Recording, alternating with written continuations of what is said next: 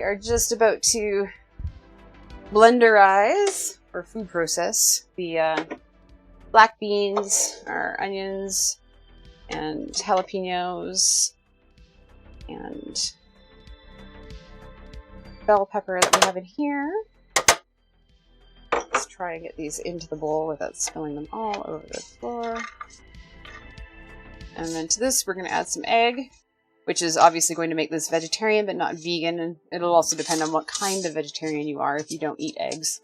You could always, if you wanted to make these completely vegan and you don't want to use eggs, you can yell at the eggs and then use about 1/3 of a cup of sweet potato, mashed sweet potato in its replacement. If you don't want to use eggs, I'm going to use eggs.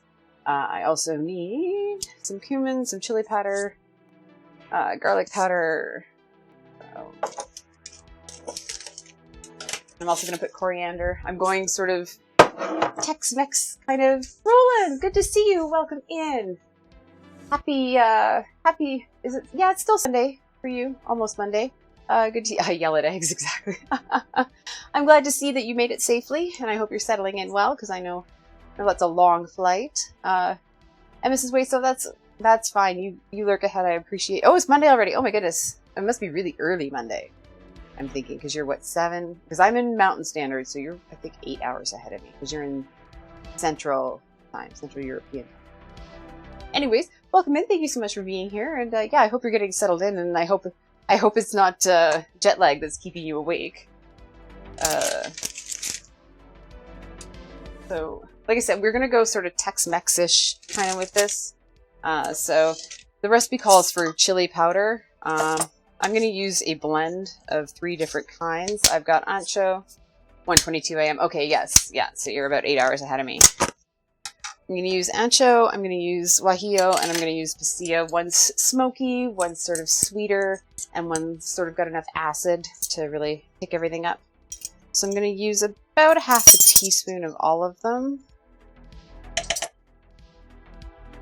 And then, like I said, I'm also going to use some cumin and coriander.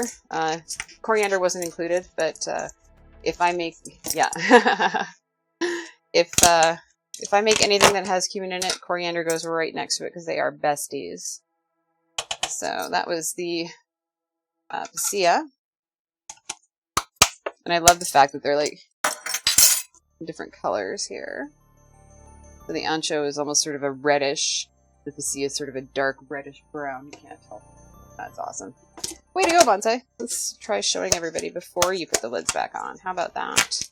That would be really handy. Okay. So this is the pasilla. You can tell it's sort of a beautiful brownish color. And it's also, it's kind of fruity. If I had to pick one that's kind of fruity, it's kind of fruity. And none of these are particularly spicy, which is nice. They just have that really beautiful chili flavor. Oh, yeah, thank you so much, Roland. I appreciate you stopping by. And, yeah, we'll catch you soon. This one is more earthy. You can tell almost by the sort of dark brown color that it's got. This is the ancho. And, yeah, it's just adds that depth, but it is very earthy. And then we've got the real brightness of the guajillo here. And it's almost like the colors sort of belie what they're actually going to taste like. They're basically not belie. Tell you exactly what they're going to taste like. Like that beautiful, brilliant red. It's got sort of almost an acidic quality, kind of like a sumac type deal going on there. I like it, so I'm going to add a little bit extra of that. I'm also going to add something called Menudo Mix, which is something that they use in...